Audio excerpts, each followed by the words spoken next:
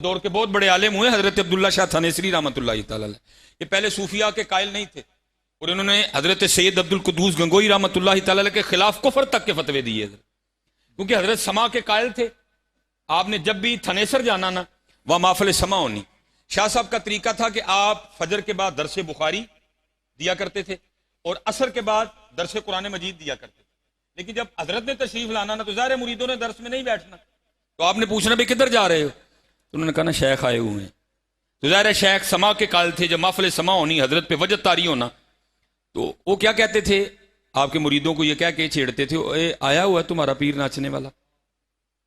لیکن حضرت نے فرمایا تھا یہ جو کچھ بھی کہیں ان کو نہیں کچھ بھی کہنا.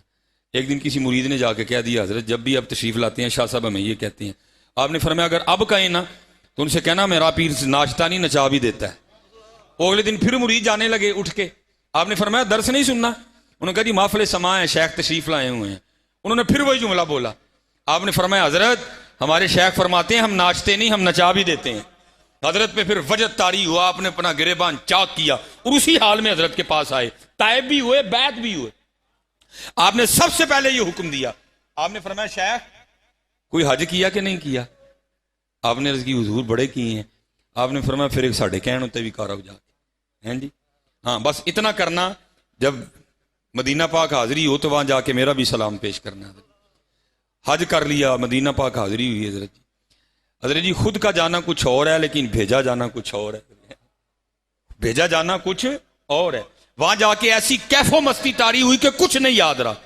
یہاں تک کہ اپنے شیخ کا سلام پیش کرنا بھی یاد نہیں رہا. وہ لکھا ہے جب واپسی ہوئی نا مدینہ پاک سے راستے میں اپنی سواری پہ نیند آ گئی. خواب میں شیخ کی زیارت ہوئی. آپ نے فرمایا شاہ جی تانوں آکھیا سی میرے نانا جان دی بارگاہ چ میرا سلام پیش کریو تو سلام ہی نہیں جی پیش کیتا. انہوں نے سواری رکوائی واپس آئے سلام پیش کیا. لکھا ہے کہ روزہ مبارک سے آواز آئی اپنے پیر بدعتی کو ہمارا بھی سلام کہنا. ہاں جی کچھ ہوتے ہیں جن کو جواب بھی دیا جاتا ہے. اور جو لفظ بدعتی بولا گیا وہ اس لیے تھا کہ جیسے آج آپ میلاد منائیں تو بدعتی, جلوس نکالیں تو بدعتی, 11ویں دلائیں تو بدعتی, عرس کروائیں تو بدعتی, ہیں جی نلین لگائیں تو بدعتی. اس حوالے سے اس وقت کے جو علماء سو تھے انہوں نے بھی حضرت پہ یہ فتویٰ دیا. حضور نبی علیہ السلام نے محبت فرمائی. آپ نے کہہ دیا. اب لکھا ہے جب یہ واپس آئے نا 1-2 دن ریسٹ کیا اور پھر اپنے شیخ کی بارگاہ میں حاضر ہوئے. اب اتنی ہمت تو نہیں تھی کہ خود بات چھیڑتے. تھوڑی دیر بعد حضرت نے خود ہی بات چھیڑی. آپ نے فرمایا شاہ جی پھر آج کر رہے ہیں؟ عرض کی حضور کر رہے ہیں. فرمایا پھر مدینہ پاک بھی گئے؟ عرض کی حضور گیا تھا. فرمایا پھر میرا سلام پیش کیا تھا؟ عرض کی حضور کیا تھا. فرمایا پھر جواب کیا آیا تھا؟ اب ادب تھا نا حضرت جی, آپ کے شیخ تھے پیر تھے. آپ لفظ بدعتی کو حذف کر گئے اور عرض کرتے ہیں حضرت جب میں نے آپ کا سلام پیش کیا نا تو مزار انور سے جواب آیا تھا اپنے پیر کو میرا بھی سلام کہنا. آپ نے فرمایا اس طرح نہ کہے جیسے میرے نانا جان نے کہا تو بھی اسی طرح کہے. گراج بھی کوئی شعیب آئے گراج بھی کوئی شعیب آئے میسر شبانی سے کلیمی 2 قدم.